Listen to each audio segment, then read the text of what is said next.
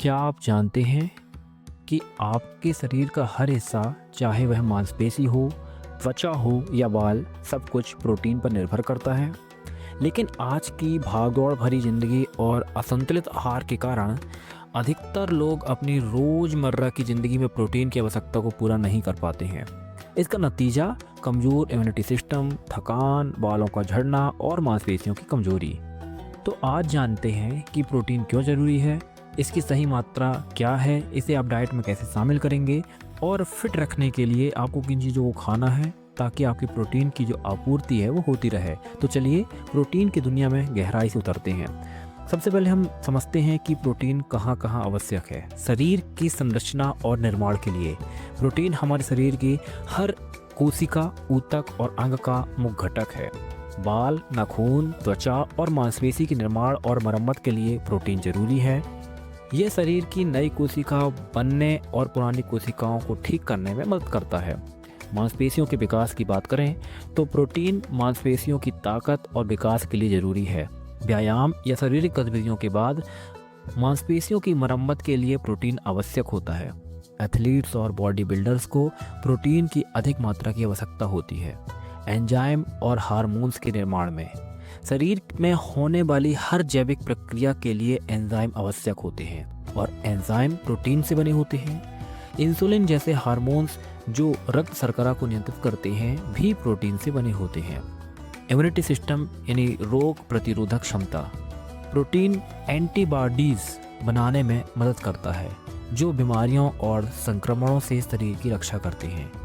अगर शरीर में प्रोटीन की कमी हो जाए तो रोग प्रतिरोधक क्षमता कमज़ोर हो जाती है। ऊर्जा का स्रोत, जब शरीर को पर्याप्त कार्बोहाइड्रेट और वसा नहीं मिलते तो प्रोटीन ऊर्जा प्रदान करता है। यह शरीर की ऊर्जा आवश्यकताओं को पूरा करने में सहायक होता है। वजन का प्रबंधन यानी वेट मैनेजमेंट, प्रोटीन में भरपूर आहार खाने में भूख की कमी लगती है और पेट लंबे समय तक भरा रहता है। यह वजन घटाने और मोटापे को नियंत्रित करने के लिए भी जरूरी है। बालों, त्वचा और नाखूनों की देखभाल, केराटिन नामक प्रोटीन बालों और नाखूनों को मजबूत बनाता है। त्वचा के स्वस्थ और चमकदार बनाए रखने में प्रोटीन की महत्वपूर्ण भूमिका होती है। प्रसव और शिशु विकास, गर्भावस्था के दौरान प्रोटीन माँ और बच्चे दोनों के विकास के लिए आवश्यक होता है। शिशु के मस्तिष्क और मांसपेशियों के विकास के लिए प्रोटीन महत्वपूर्ण है। पाचन तंत्र में सहायक, प्रोटीन से बने एंजाइम भोजन को पचाने में मदद करते हैं। यह भोजन से पोषक तत्वों को अवशोषित करने की प्रक्रिया को सुचारू बनाता है। प्रोटीन के यदि हम स्रोतों की बात करें तो प्रोटीन दो तरह के स्रोत होते हैं। सबसे पहला एनिमल सोर्स यानी पशु स्रोत, इसमें अंडे, दूध, मांस, मछली, दही, पनीर आदि शामिल होते हैं। वहीं यदि पौधों से यानी प्लांट सोर्स की बात करें तो दाल, चने, सोयाबीन, मूंगफली, बादाम, बीज जो जैसे कि हम चिया सीड्स या कद्दू के सीड्स होते हैं वहाँ पे इनकी ज़रूरत होती है। यदि हम उसकी दैनिक आवश्यकता की बात करें कि भाई किसी व्यक्ति को दिन में कितना प्रोटीन की आवश्यकता होगी, तो एक सामान्य व्यक्ति को प्रति किलोग्राम शरीर वजन के हिसाब से 0.8 से 1 ग्राम प्रोटीन की आवश्यकता होती है। उदाहरण के तौर पर यदि किसी व्यक्ति का वजन 65 किलोग्राम है तो उसे प्रतिदिन लगभग 52 से 65 ग्राम प्रोटीन की ज़रूरत होगी। एथलीट्स और गर्भवती महिलाओं को प्रोटीन की अधिक आवश्यकता होती है।